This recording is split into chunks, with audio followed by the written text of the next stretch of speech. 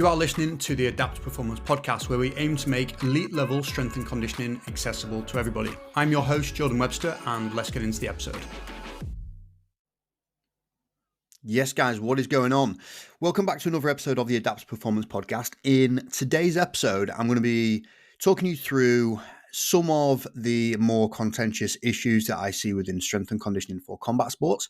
Okay, I've titled this 7 Brutally Honest Truths About S&C for Combat Sports. And the reason being is I'm constantly reminded of, some of the myths, some of the dogma, some of the just pure false information that is still out there as it relates to, fighters trying to get in shape. One, just so they can train better because they love it, it's their passion, or for the ones that are looking to compete eventually. So look, one of the main demographics that we work with at Adapt is combat sports. Everyone from hobbyists that are just getting into the sport and just love martial arts, all the way through to professional athletes that are, trying to make it to the world stage and dominate there and really kind of create a long-term brand for themselves. So these questions pop up a lot, right? And these statements pop up a lot. So let me get into them, okay?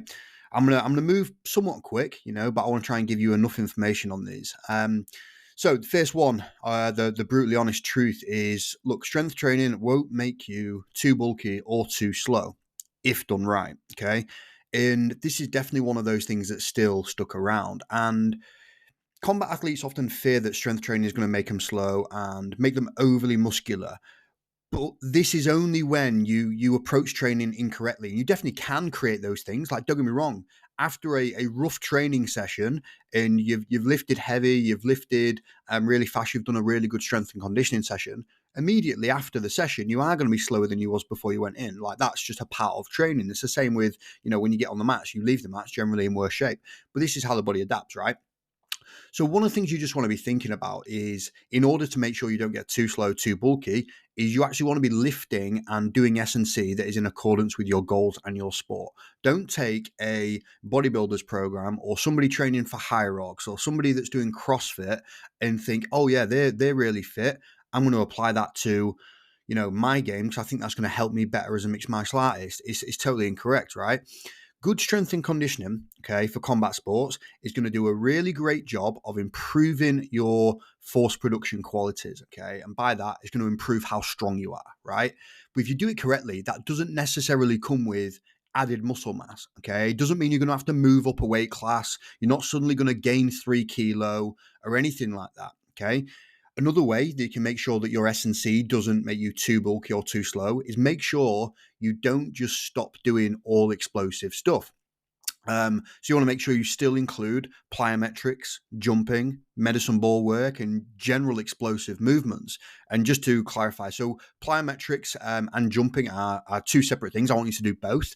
Plyometrics are jumping, but not all jumping is plyometric. Plyometric are the types of jumps where you essentially land and then take off. Okay, so there is like like skipping, for example. If skipping was done faster, that would be a plyometric, but because it's quite slow and ploddy a lot of the time, if you're doing double unders or triple unders and look at how quickly somebody gets off the ground, that is more of a plyometric movement. So just clear that up. So you just want to make sure you're still moving really, really quickly in accordance with lifting to increase your force production to get stronger, and that is going to be one of the key ways. The other thing is, look, we all do this. I think we've all gone through stages of potentially lifting a little bit more for aesthetics and looking at, bodybuilders as like the pinnacle of gym, right?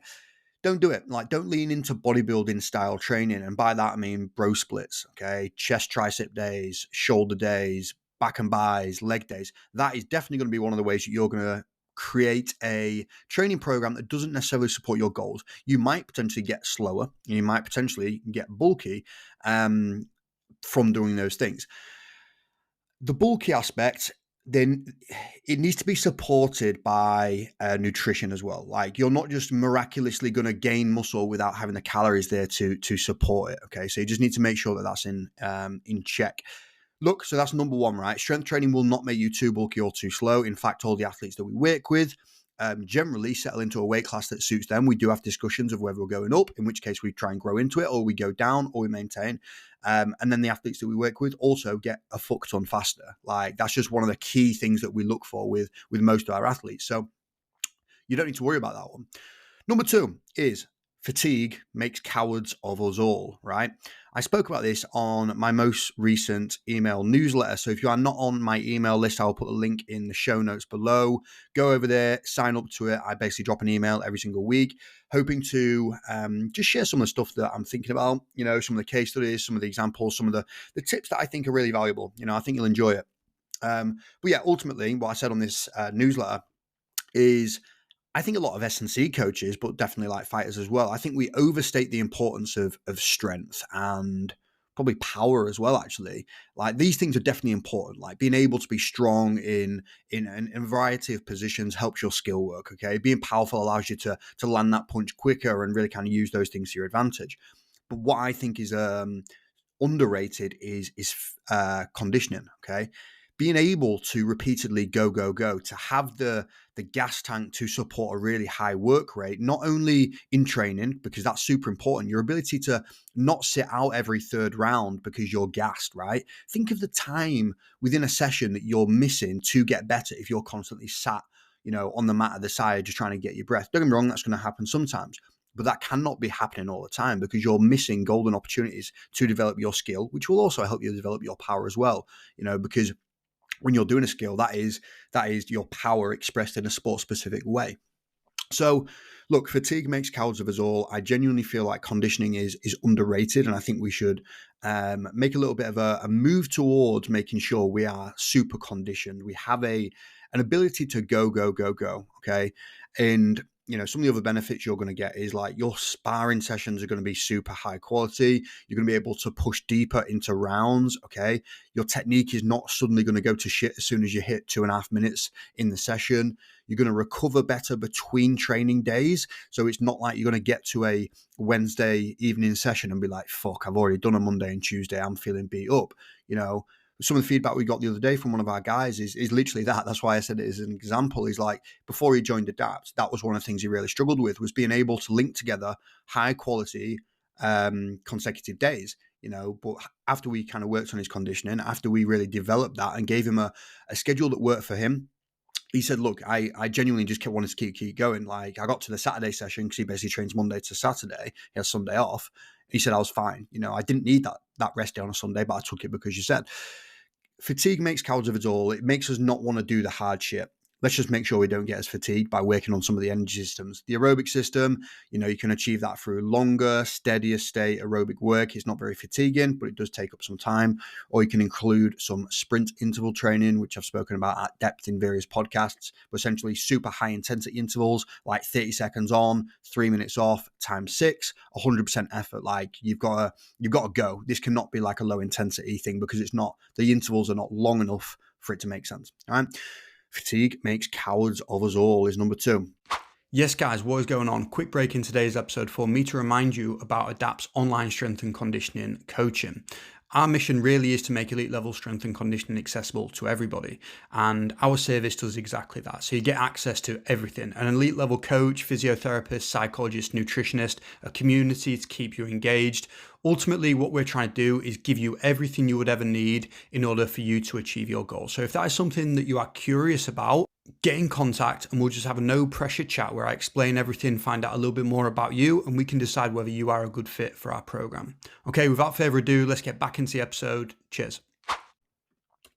Number 3, okay, recovery is just as important as training, or at least it's a valuable part of it. It's very common that combat sports will often sacrifice recovery for more training. You're feeling sore and you're beat up and, you're stressed and all those things. It is a part of the sport. You are going to feel pretty shit a lot of the time. Like, let's be honest there. However, there's probably like 2 types of athletes. The people that listen to their body way too much and are super sensitive and honestly probably a little bit soft and take excessive days off and don't stick to the plan and just don't have that ability to just crack on. And then the other ones are generally the people that ignore all the signs that their body is breaking down too much, and to the point where that then becomes a serious injury. They have, big signs of overtraining and generally tend to get a little bit worse physically as well. That does happen when you overtrain.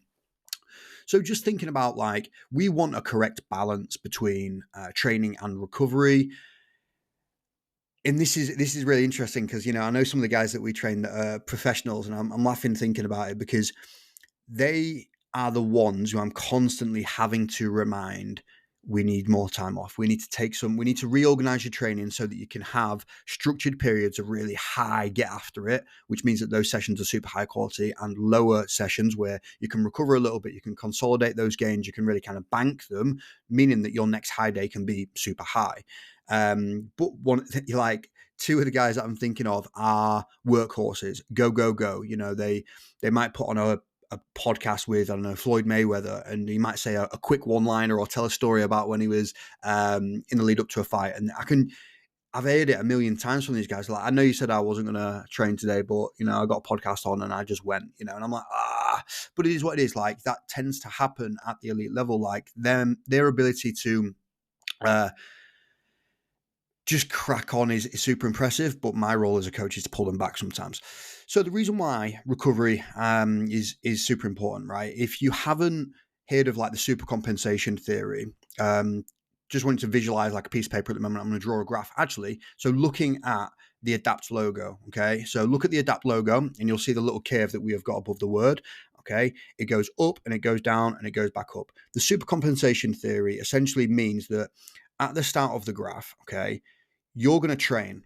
You're then going to get a little bit worse, like we mentioned in point one. You're going to get a little bit worse immediately after training because your body is stressed, okay? But then when it starts to come back up, that is the recovery element. You're starting to recover, which basically brings you out of that deep hole that you've created. And if you do it well and you time it well and your program is correct, you should super compensate. So you should go above your initial baseline and reach a new level, essentially. So you train, you recover, you reach a new level, you train, recover, you reach a new level. You do that consistently for months, years, decades. You've just got like this machine that cannot be stopped, right? And this applies to physiology, so how the body, reacts to training. You go in the gym, you lift, you get better, you get stronger, and you repeat. But it applies to psychology as well. If we think about some of the stresses that you've probably encountered in your life, if you're somebody that's competed, it's like how training gradually builds. Okay, you might be in situations where when you first started training, you was really nervous to get there. Okay, it was a small bite, but you got to that session. Okay, so you went through an immediate bit of alarm phase, you recovered, you got better. You've then done your first session, great. You then was introduced to a little bit of body sparring. Okay, nervous at first, got okay, got better, full sparring. We then did interclubs. You then got your first amateur fight, etc. That applies to stress as well. Like if you do too much too soon, physically or psychologically, you definitely will enter scenarios where you don't super compensate. You actually get worse. Okay, so if we think about it, where the graph actually gets lower and lower each time, you train or you apply a stimulus. You tend to try and recover, but because the hit of the stimulus was so much or the recovery was so little, you never actually reach baseline again before you apply another stimulus. So then you end up with this, like rolling down effect, this waterfall of, okay, that's not good. This is one of the biggest things like combat sports athletes struggle with, is finding a recovery, schedule that works for them, because you've got so much to do. Like you've got a lot of skill work you need to accomplish. And it's tricky, like the sports scientist and the S&C coach in me says we need more of that, but the combat sports athlete in me and the people and being around you guys all the time tells me, nah, you need to lean into that. You need to dig in a little bit more, to be honest with you.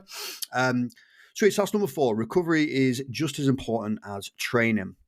No, it's number 3. Sorry. Number 4 then is 1 + 1 sometimes equals 11, right? And what I mean by this is there are some things in performance that yield far more returns than others. So it's not just I'm adding a 1% thing. I think sometimes you can get like a little bit of a power up, a little bit of a multiplier. There are certain steps you can take that are really going to fast track your progress. And you see this time and time again, people that are really kind of accelerating and making the most moves are the ones that kind of lean into these. They find high leverage opportunities.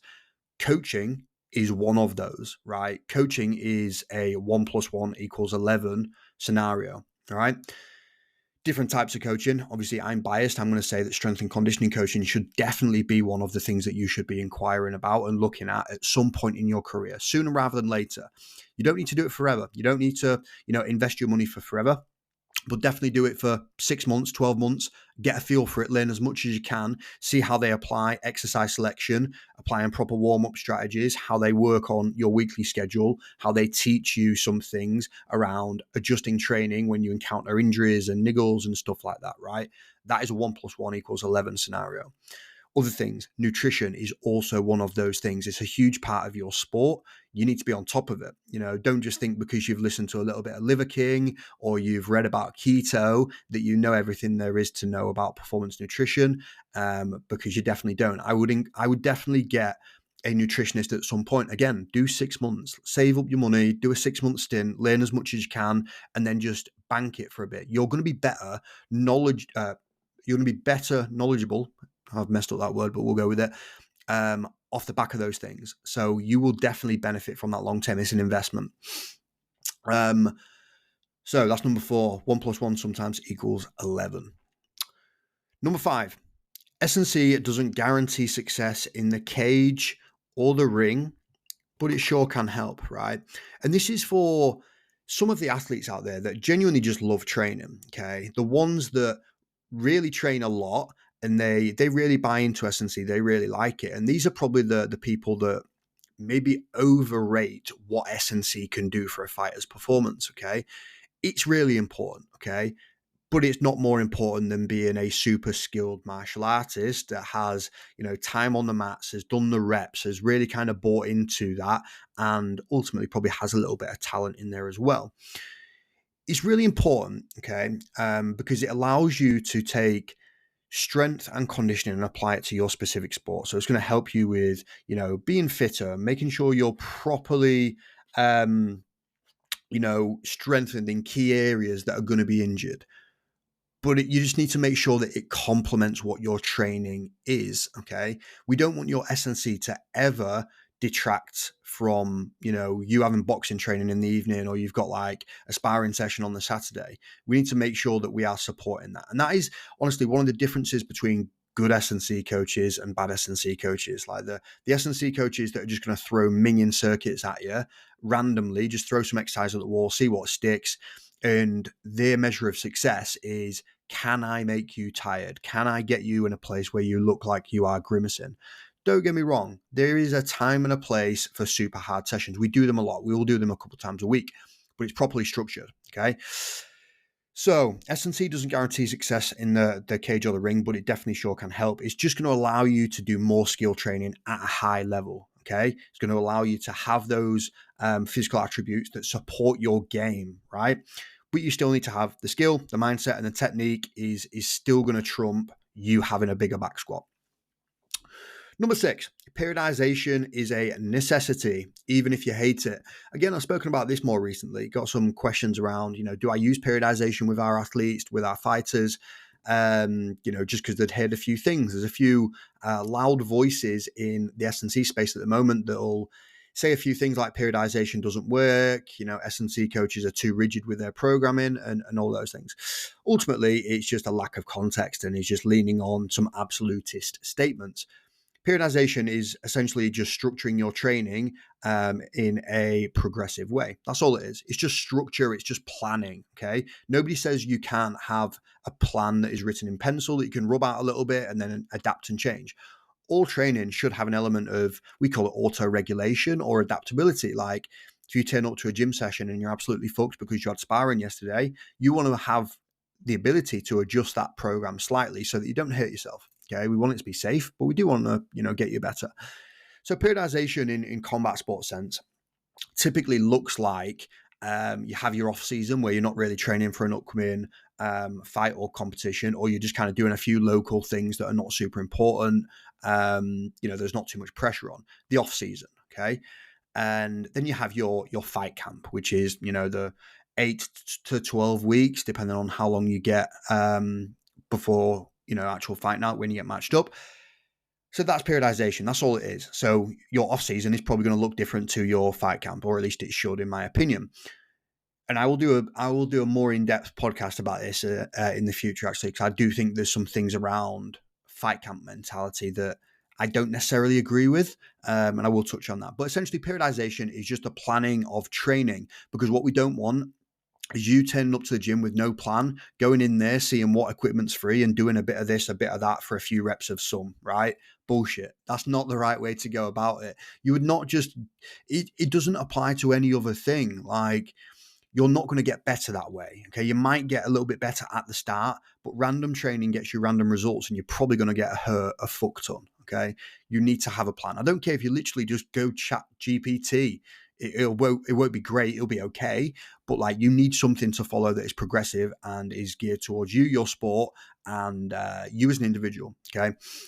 Periodization is a necessity. Okay. It can't just be random. And the final one then is, look, simply working hard does not make you exceptional. Most fighters are working hard, right? Hard work is not special. Don't get me wrong. I think hard work can definitely get you above 95% of people, because I don't think many people actually work hard. But realistically, at the top of the game, everyone's grafting hard. Like, that does not mean that you're going to be the winner. You need to be smart. Okay. You need to make sure that you're planning things properly, you know, with your whole fight team. Okay. If you've got a head coach, great. You need somebody that can oversee all those things. You need somebody that's kind of leading your skill development side. You need probably some managers and some people that are in your corner to really kind of support you, your career, where you're trying to go, and help you make the right moves at the right time. Okay. That's super important. But you need to put yourself in the right rooms. I think this is a big thing as well. Like, if you are in a gym scenario, okay, that's really local to you, that's one of the main reasons that you're at that place, but the coaching's not great, or the training partners, you know, they don't challenge you in the ways that you need to be challenged anymore. You need to find a different room. You need to get yourself in front of people. You need to find some bodies that are, you know, really going to push you to your limits and expose you a little bit. That's ultimately what we want. We want you to, you know, taste a few punches that you don't love. You want to get submitted a few times, because it forces you to be better. If you're just in the same room all the time and just dominating, that's not going to be great for your development. And eventually you might get exposed within, you know, the competition environment, which is where it matters most. So you might need to find different rooms, different gyms, different environments to really test you. And look, genuinely, when I think about some of the more professional athletes that I've worked with in my time, and I don't mean professional just in the sense of like they compete professionally. I mean, some of the amateurs, we've got some of the guys that don't necessarily earn their living from their sport.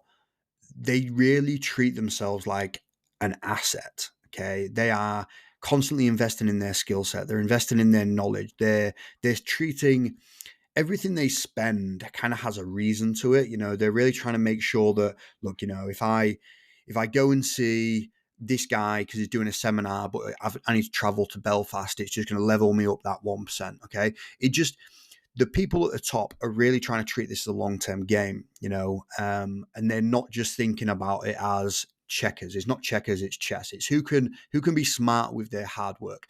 And again, not to say you should not work hard. You've obviously got to work hard. You've got to graft. But I'm telling you that alone is not going to be the thing. There needs to be some strategy to it. So cool. So there we go. That is 7 of the more brutally honest truths for S&C for combat sports. Definitely had conversations with a lot of people about these things. Let me know if any of these resonate with you. Hopefully you enjoyed it. I definitely enjoy these types of topics. And yeah, I look forward to speaking to you all soon. See you later. Okay, that is the end of today's episode, guys. Hopefully you enjoyed that. If you did, please do let us know and then share it with somebody who may find this episode interesting. Okay, see you next time. Cheers.